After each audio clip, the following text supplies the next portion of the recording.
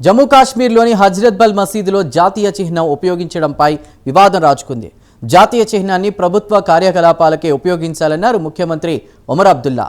అంతే తప్ప మత సంస్థల కార్యకలాపాలకు ఉపయోగించరాదని ఆయన పేర్కొన్నారు. అయితే ఒమర్ అబ్దుల్లా వైఖరిని బీజేపీ నేతలు ఖండించారు.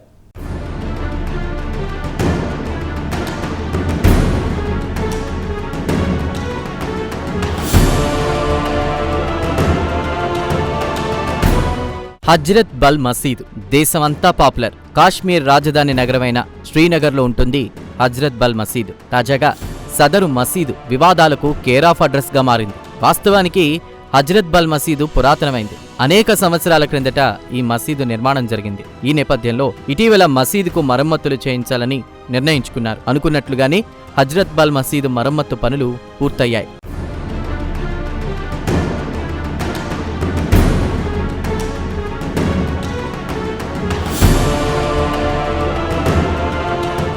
ఆ తరువాత సదరు మసీదు ప్రాంతంలో వక్ఫ్ బోర్డు ఒక శిలాఫలకం ఏర్పాటు చేసింది. కాగా ఈ శిలాఫలకంపై జాతీయ చిహ్నమైన అశోక చక్రాన్ని వక్ఫ్ బోర్డు ఏర్పాటు చేసింది.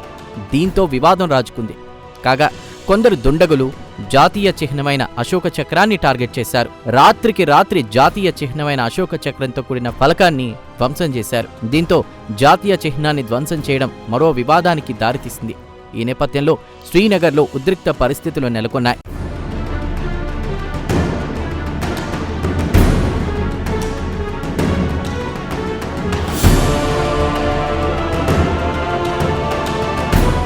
ఇది ఇలా ఉంటే వక్ఫ్ బోర్డు చర్యపై ముఖ్యమంత్రి ఒమర్ అబ్దుల్లా మండిపడ్డారు. జాతీయ చిహ్నాన్ని ప్రభుత్వ కార్యకలాపాలకే ఉపయోగించాలన్నారు ముఖ్యమంత్రి ఒమర్ అబ్దుల్లా.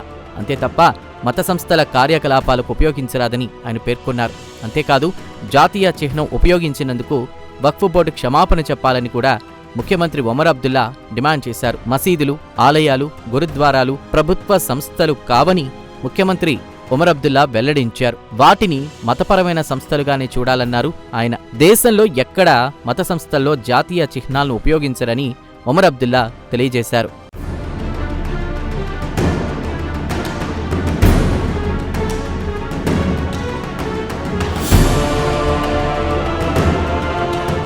కాగా ప్రతిపక్షమైన పీపుల్స్ డెమోక్రటిక్ పార్టీ కూడా వక్ఫ్ బోర్డు చర్యపై మండిపడింది. కోట్లాది మంది ముస్లింల మనోభావాలను వక్ఫ్ బోర్డు దెబ్బతీసిందన్నారు పీపుల్స్ డెమోక్రటిక్ పార్టీ అధినేత్రి మెహబూబా ముఫ్తీ. జాతీయ చిహ్నాన్ని మత సంస్థల కార్యకలాపాలకు ఎలా ఉపయోగిస్తారని ఆమె సూటిగా ప్రశ్నించారు.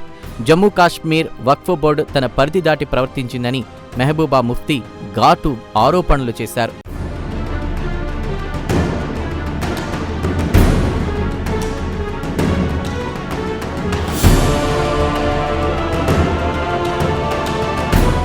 కాగా అధికారపక్షమైన నేషనల్ కాన్ఫరెన్స్, ప్రతిపక్షమైన పీపుల్స్ డెమోక్రటిక్ పార్టీలే కాదు, కాశ్మీర్ లోయలోని మిగతా స్థానిక పార్టీలు కూడా వక్ఫ్ బోర్డు చర్యపై మండిపడ్డాయి.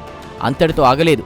జమ్మూ కాశ్మీర్ వక్ఫ్ బోర్డు చైర్పర్సన్ దరాఖ్షాన్ ఆంధ్రభీని పదవి నుంచి తొలగించాలని స్థానిక పార్టీలు డిమాండ్ చేశాయి.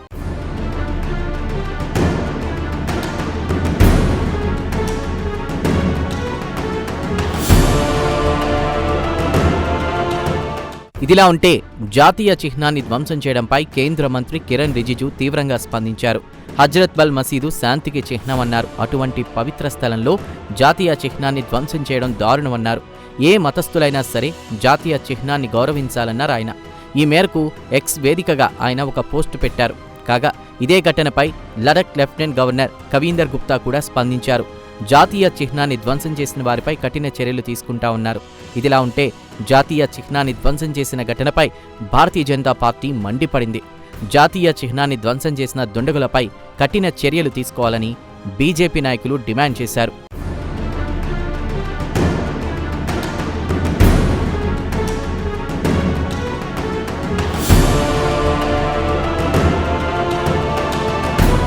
మొత్తం మీద పవిత్రతకు మారుపేరుగా నిలిచే హజ్రత్ బల్ మసీదు తాజాగా వివాదాల్లో చిక్కుకుంది.